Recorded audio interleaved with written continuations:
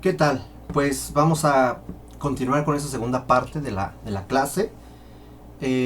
Buscaré ser lo más breve y conciso para no extenderme y que en conjunto ambos videos no rebasen la hora 10. Algunas cosas tendré que decirlas de súper rápido. Ok, pues vamos. Continuando con esta temática de los antecedentes europeos, el día de hoy vamos a abordar este tema. El contexto de la arquitectura cristiana, el credo secular y regular. El contexto alto medieval, eso lo vamos a ver la siguiente clase. Eso ahorita no nos interesa, ¿ok? El contexto de la arquitectura cristiana, el clero secular y regular. ¿Qué es esto?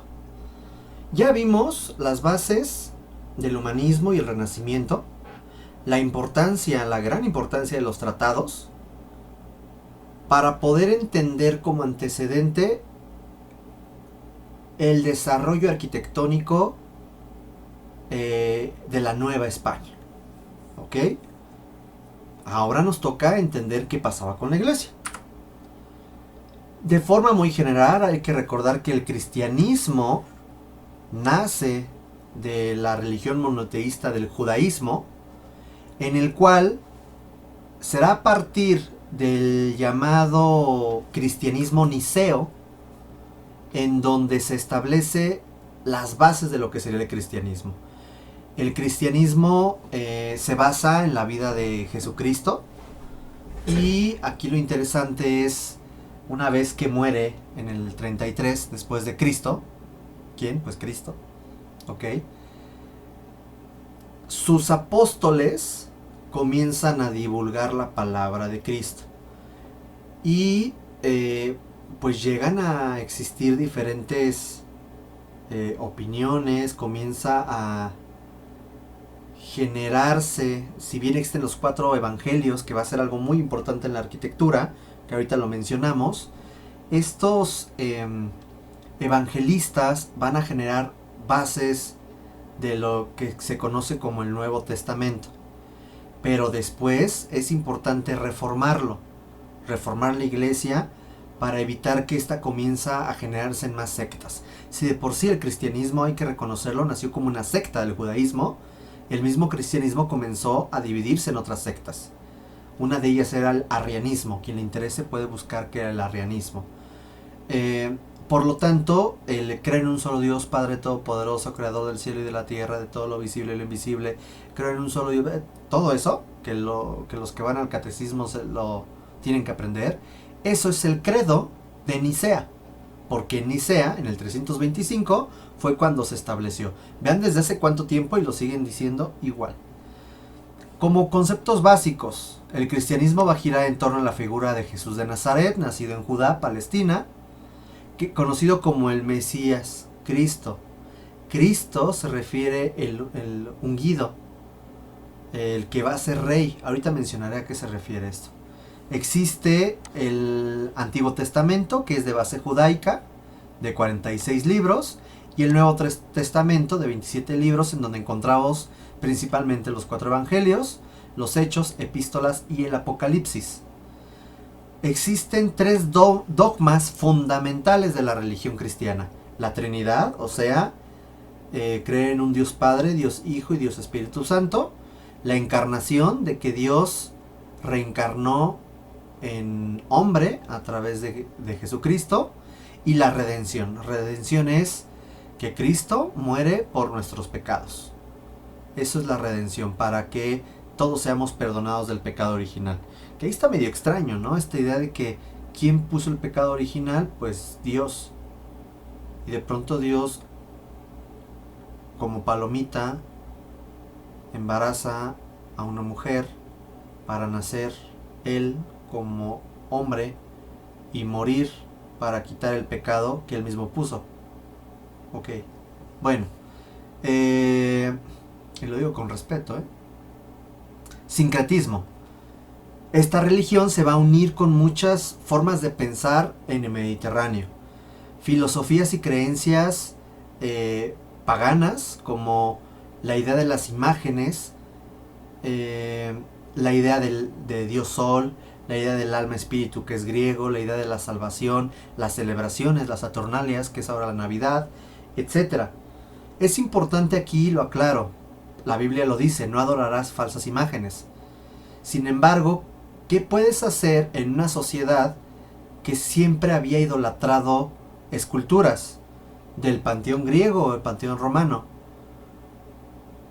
Ahí va a ser muy importante porque esta idea de tener muchos dioses de alguna u otra forma influenció en la creencia de la cristiandad.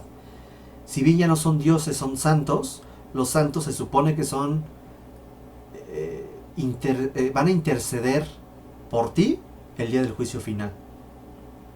Entonces estos santos se les pide a ellos milagros, y estos milagros son gracias a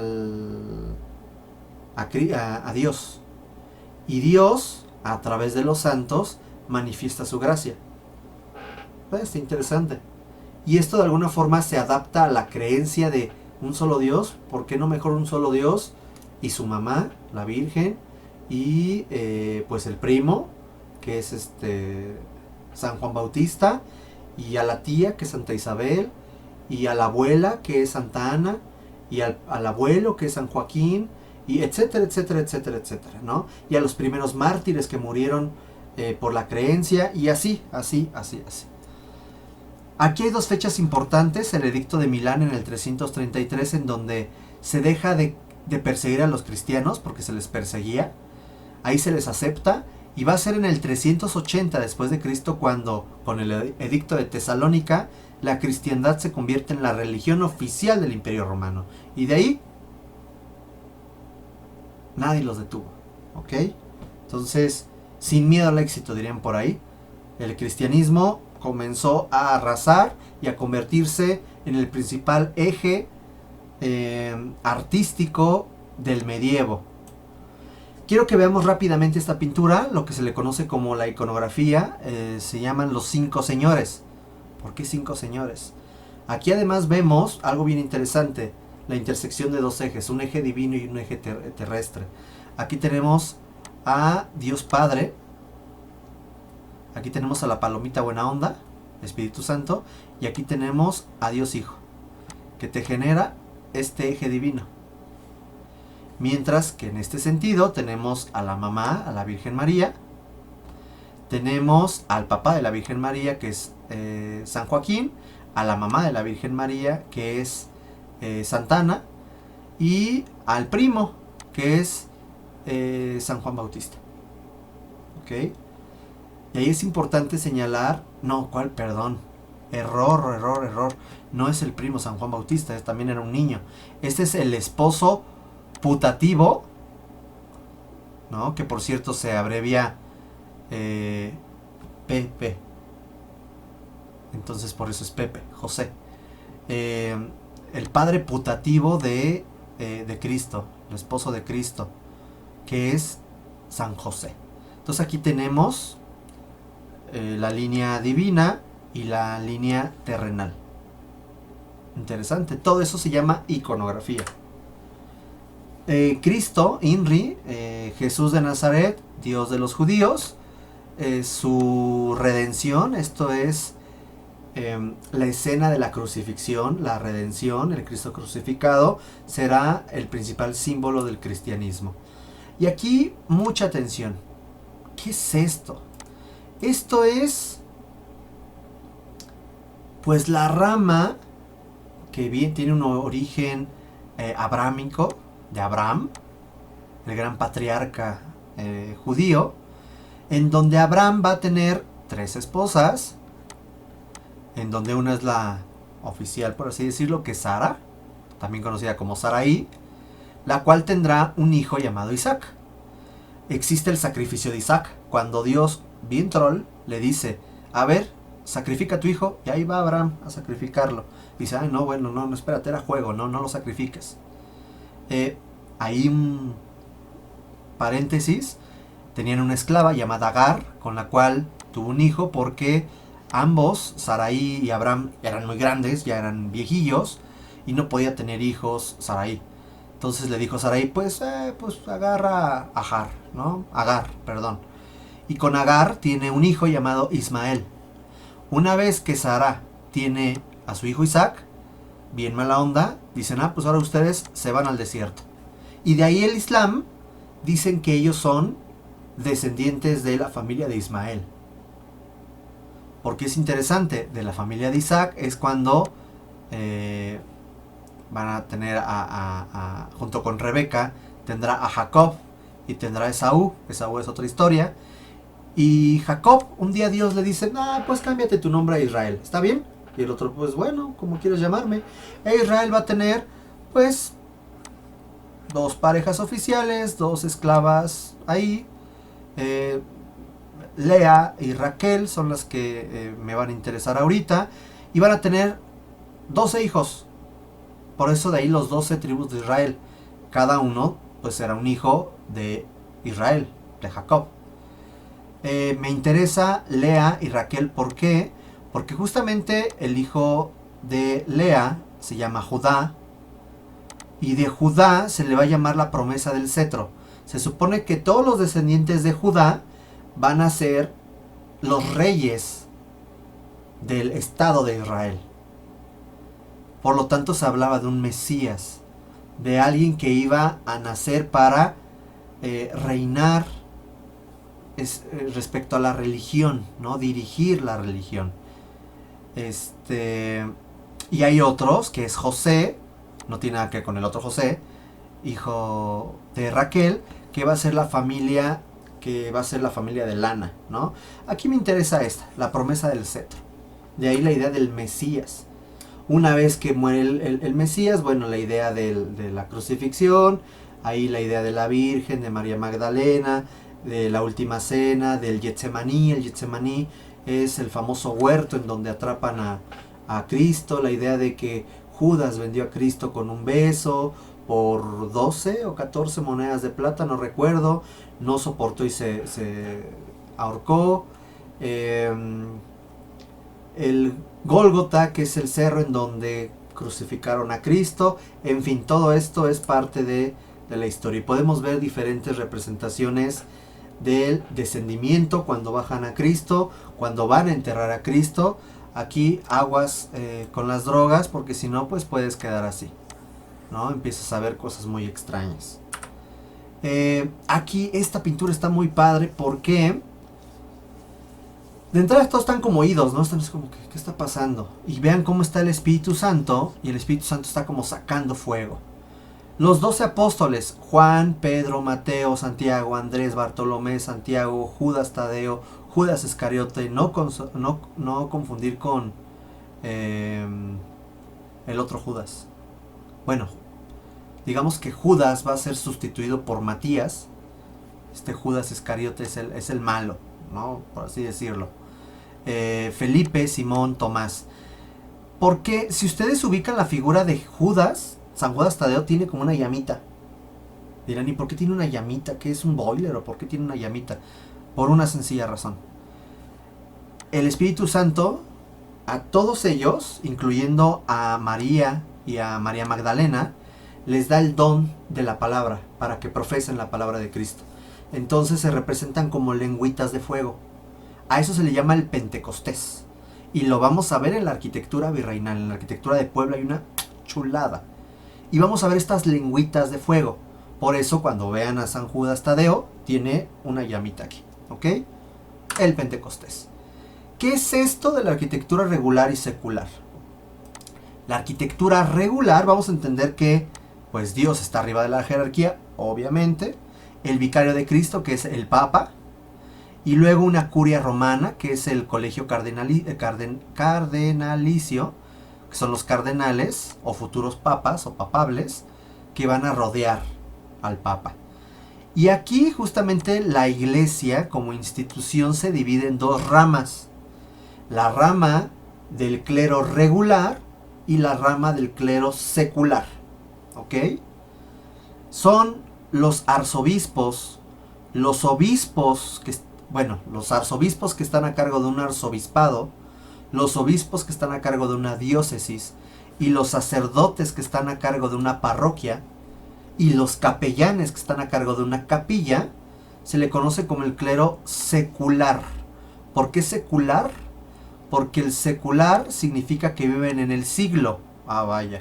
Vivir en el siglo significa que vives con las reglas de Dios, pero también con las reglas del hombre.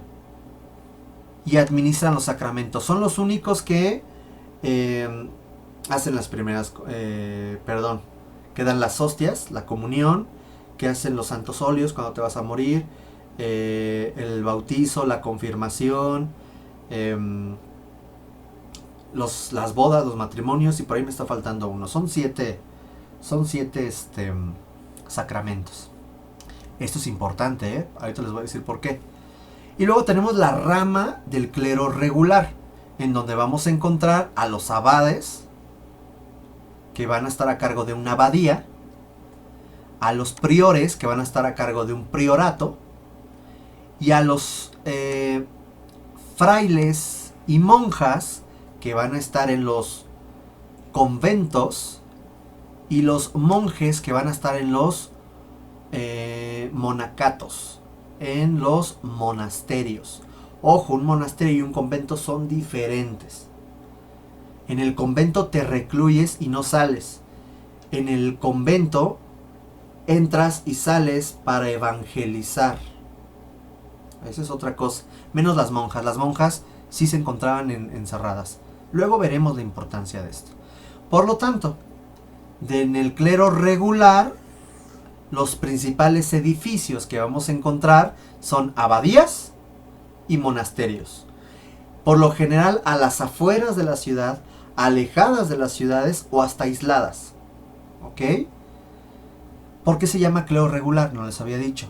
Porque el clero regular viven fuera del siglo, o sea, fuera de las reglas del hombre, y siguen los votos monásticos y buscan propagar la fe cristiana. El regular significa que siguen la regla de San Benito, que no sé si lo tengo a continuación, sí. Y tenemos entonces las abadías y los monasterios como parte de la arquitectura regular. Y de la arquitectura secular tenemos catedrales, parroquias y capillas dentro de las ciudades o cercanas a ellas. ¿Ok? Acuérdense, preguntas, dudas, comentarios, hay que ponerlas en el grupo de Facebook para que yo las responda, y ahora que nos reunamos por Zoom lo podemos platicar. La orden monástica, muy general, fue fundada específicamente por Benito de Nurcia, el cual va a instalar los 3 votos monásticos básicos, que ustedes lo siguen, por cierto: obediencia, castidad y humildad. Esos 3 son los 3 votos que, bajo una vida contemplativa, espiritual, a través de la lectura de los evangelios, los oficios corales, o sea, cantar, y buscando olvidar los placeres terrenales, esos van a ser los objetivos de los frailes y de las monjas. ¿Ok?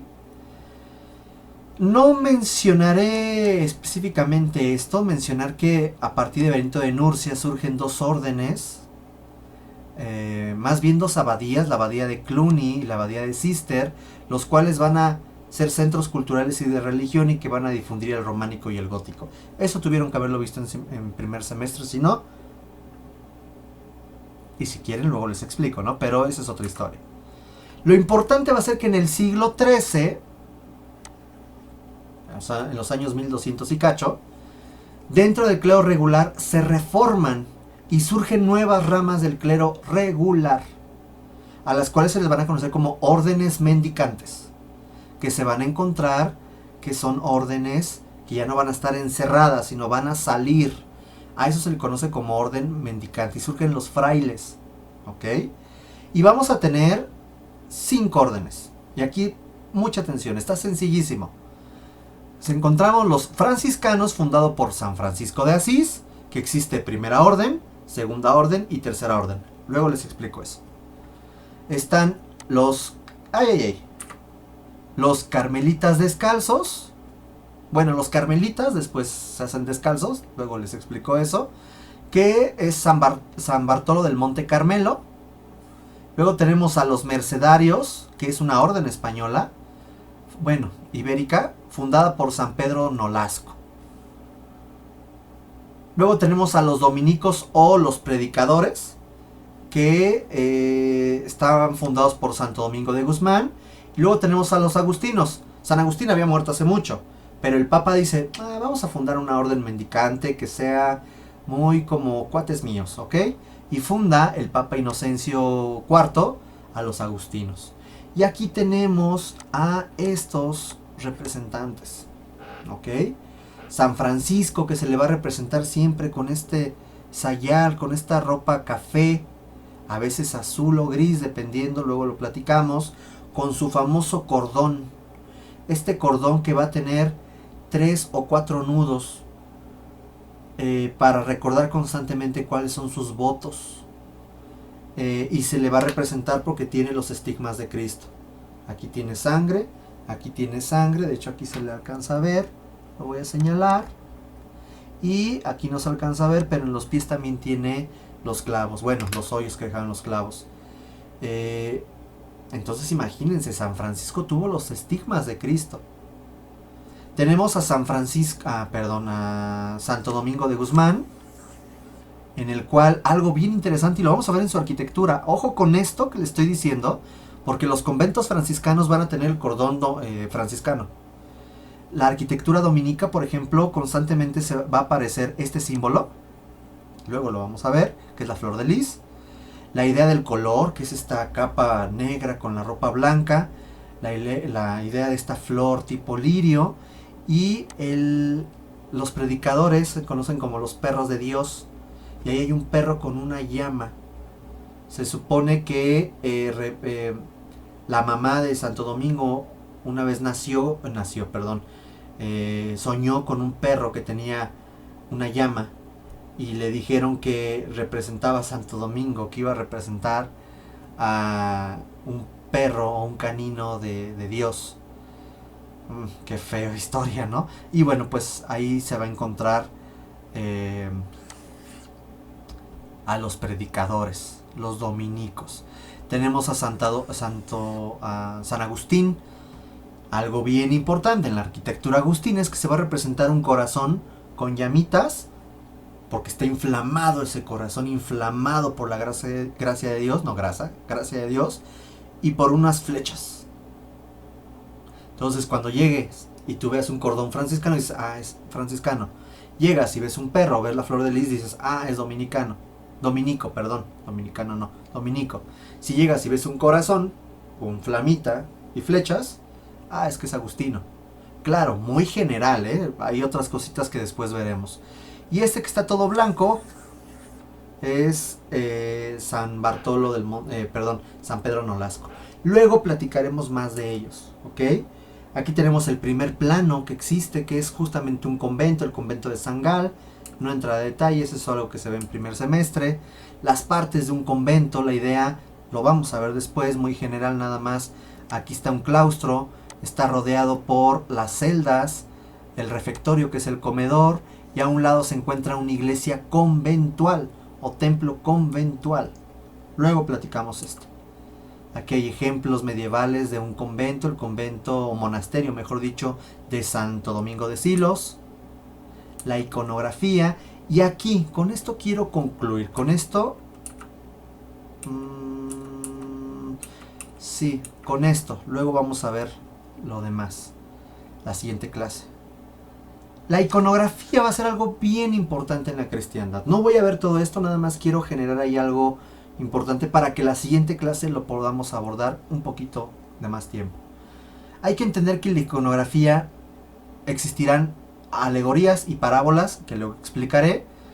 De hecho, de una vez, a ver, aquí tenemos un esquemita. Esto es muy común en los urus de los cristianos, en la parte de atrás. Resulta que aquí dice, en griego, Jesucristo, Hijo de Dios Salvador. Por lo tanto, ese pescadito es una alegoría. Ese símbolo representa algo. Vemos por aquí un crismón. En el crismón vemos un X y una P, recordando que Cristo, aquí está escrito, miren, Cristo se escribe XP. Entonces ahí está el nombre de Cristo. Y aquí tiene un alfa y aquí tiene un omega. Por lo tanto dice que Cristo es el principio y el fin de todo. ¡Ay, güey! Eso se le llama alegoría. Mientras que las parábolas ya son relatos. Si yo veo aquí un hombre que está ahorcado y los demonios lo están ahorcando, esto me da a entender que se refiere a San Judas, que se suicidó. Si veo una mujer desnuda y parcialmente cubierta por vegetación, pues es Eva. Y si yo veo aquí a un niñito en los brazos de una mujer y hay 3 hombres que le están dando regalos, suena muy feo, ¿no? Por cierto, el contexto. Pues se refiere la adoración de los reyes. ¿Ven? Eso es iconografía. Tiene un carácter didáctico. Enseña. Y eso va a ser bien importante para los indígenas.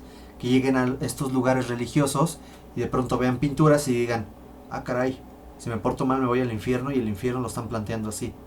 ¿Ok? Hasta aquí vamos a dejar la clase. Cualquier pregunta, ahorita lo vemos en Zoom. E igual cualquier cosa lo pueden escribir con toda confianza. ¿Vale?